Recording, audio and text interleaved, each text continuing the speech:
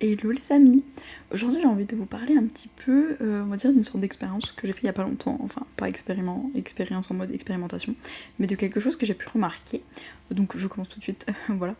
Très souvent je voyage seule, et bah je me sens entre guillemets seule, pas dans le sens solitude terrible qui me pèse, mais juste bah je vois que je suis seule quoi, je me sens avec moi-même. Et la dernière fois que je suis partie, il y a quelqu'un qui m'a donné une peluche. Et donc la personne lui a donné un nom, etc. Et donc pendant mon voyage, enfin, je sais pas, je vais dire, il y a des moments quand on voyage où on prend des moyens de transport. Voilà, même si c'est un métro, mais je pensais plutôt à un avion ou un train. Il y a le moment où, par exemple, on va récupérer nos bagages. Voilà, t'es arrivé à destination, tu vas récupérer tes bagages à l'aéroport, ou tu vas récupérer tes bagages dans le train avant de descendre, ou dans le bus, enfin voilà. Et, euh, et donc d'habitude, bah, je suis là, je fais ma vie, je me dis, bah, trop bien, quelle est la prochaine étape du voyage, etc. Ou, ah, bah, je suis arrivée, là, qu'est-ce que je fais tout de suite, comment je me rends à ma prochaine destination, etc. Et là, d'avoir cette petite peluche avec moi, que du coup j'ai gardée tout le long du trajet, je l'avais pas mise dans mon sac, je l'avais sous le bras parce qu'il n'y avait plus de place, ou je sais plus, bref.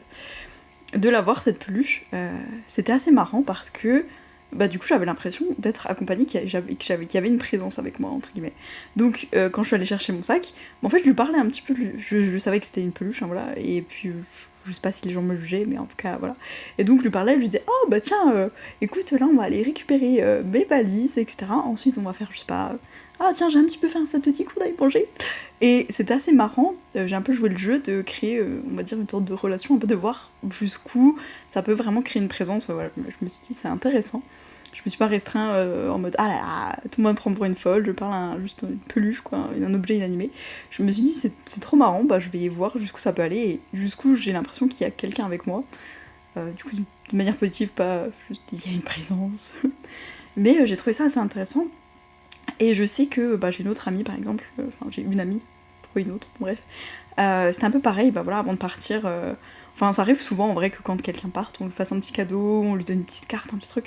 Donc là, pareil, la personne lui avait donné une casquette qui représentait le bar où ils allaient tout le temps, que la personne avait acheté au bar.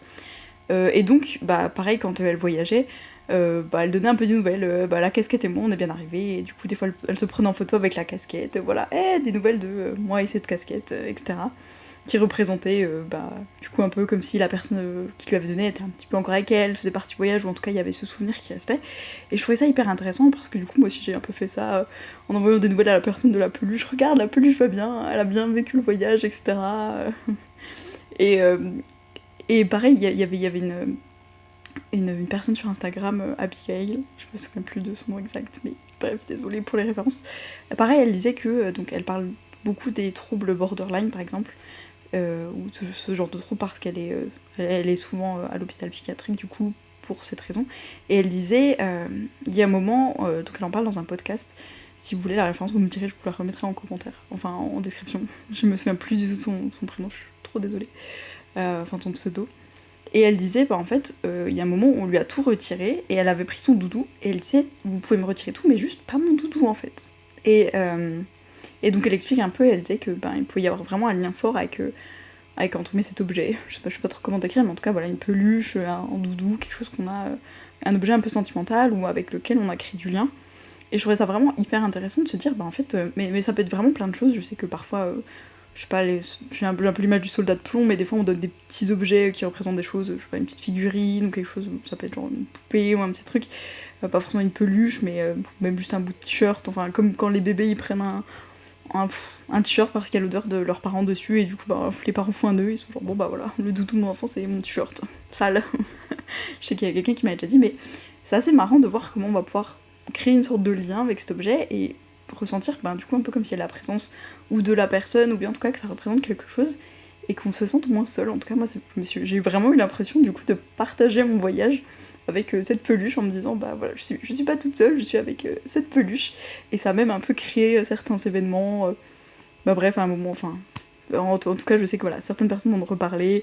À un moment, j'ai croisé un chien, et puis le chien aimait beaucoup ma peluche, etc. Je lui en ai offert une, et du coup, il y a quelques jours, la personne m'a dit ah bah du coup, cette peluche, l'accompagne tout le temps, comme vous avec la vôtre, etc. Et c'est assez marrant, ça a créé un peu des interactions au final, c'était assez drôle.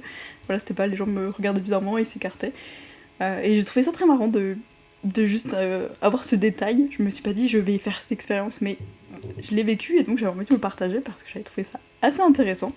Donc voilà, dites-moi ce que vous en pensez. Est-ce que vous aussi, des fois, vous avez des objets auxquels vous décidez d'accorder une sorte de présence, ou vous leur donnez un prénom et ça devient comme un compagnon de voyage en fait? Ou est-ce que peut-être que c'est, je sais pas si je peux dire plus subtil, mais peut-être que vous avez ça avec un cahier, chaque fois que vous l'ouvrez en voyage, vous avez l'impression de pouvoir converser avec quelqu'un. Est-ce que vous avez des objets comme ça qui font office de présence, ou peut-être que vous êtes à ouvrir le dialogue, je sais pas. Dites-moi votre expérience là-dessus, en tout cas. Voilà mon expérience que j'avais envie de vous partager. Dites-moi ce que vous en pensez. En attendant, je vous fais des bisous et je vous dis à demain.